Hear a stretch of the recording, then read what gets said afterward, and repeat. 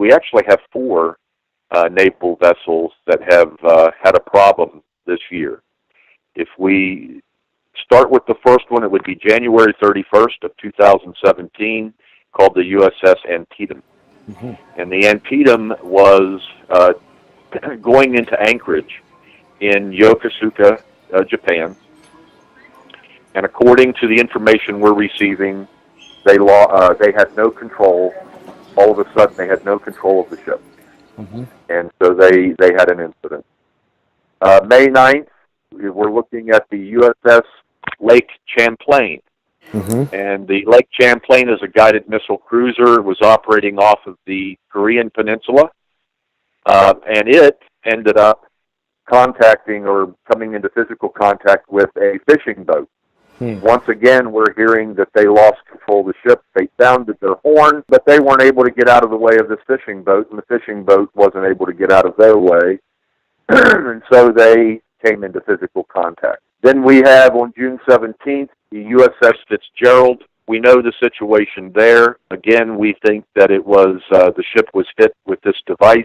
We think they lost. We think in this case it went dead in the water. And then, of course, we have the situation where it was hit by a cargo vessel. And then on August 21st, we have the USS John McCain. Again, we think that that's what we're dealing with. The ship was disabled by a microwave pulse device, and, of course, it was hit. So that's where we're at. Do we see a pattern? Yes. As far as we're concerned, we think that there needs to be an investigation into this pulse weapon that has been designed by China.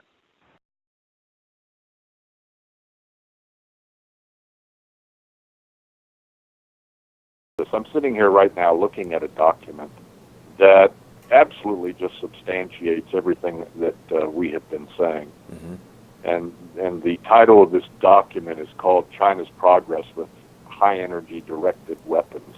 And it's just interesting how China all of a sudden makes all of these advances in the 1990s during the Clinton administration. And of course, there was Chinagate under the Clintons, where purportedly members of the Chinese government were providing illegal campaign financing for Bill Clinton's re-election. Correct. In the 1990s, when they decided to concentrate their efforts on exploring this type of space-age weaponry, interestingly, they hired 10,000 people, 3,000 of them being highly specialized engineers, to specifically explore space-age weapons. It's a lot.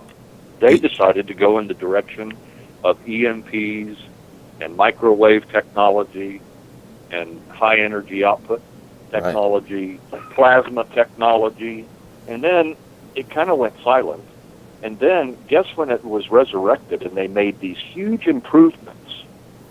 Hillary Clinton as Secretary of State, starting about 2008. China gets all excited again, pours billions of dollars of more money into this program. By 2011, they've made humongous progress. And it would also appear that much of the progress they made was stolen information and technology.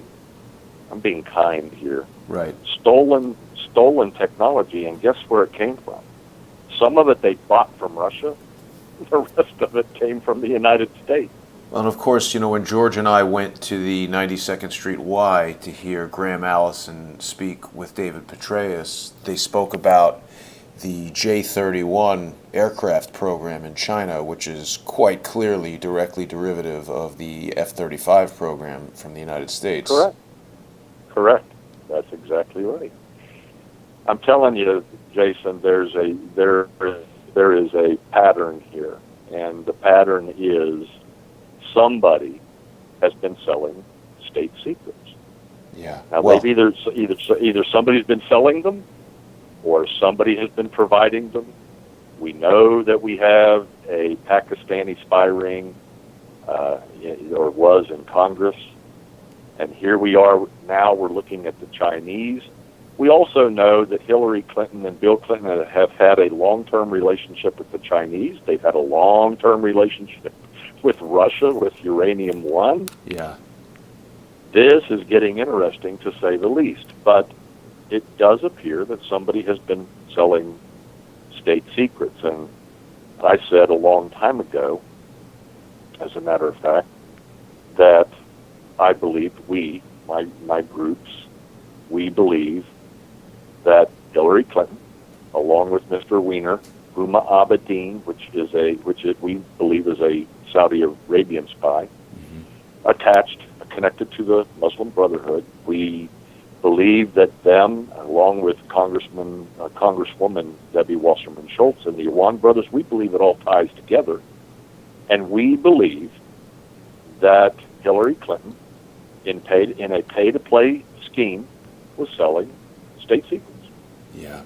I think it was Johnny Chung, who was the fundraiser for Bill Clinton's campaign, that was involved in the whole Chinagate thing. And also, to tie it back to some other crowdsource the truth information, Queen Tut and I, of course, had that phone call where she spoke about someone who she's worked with who was previously at NASA, who had reported that there were a lot of Russians coming into NASA. So this is what I want to focus on, how people, regular people out there in the crowdsourced community, and people like yourself with intelligence experience, and people like Michael McMahon, who I'm going to be publishing a phone call with, how we can all join together, former government employees, current government employees, whistleblowers, intelligence community members, regular people, grandmothers at home, who can just collectively combine our knowledge to break through the deception of the mainstream media, the corporate-owned, advertiser-driven agenda of telling people what they want to hear, and try to drill down to the truth. And I can't thank you enough times, Mr. Hudson, for your help in doing that. And I think it's important that we refocus the crowdsource the truth community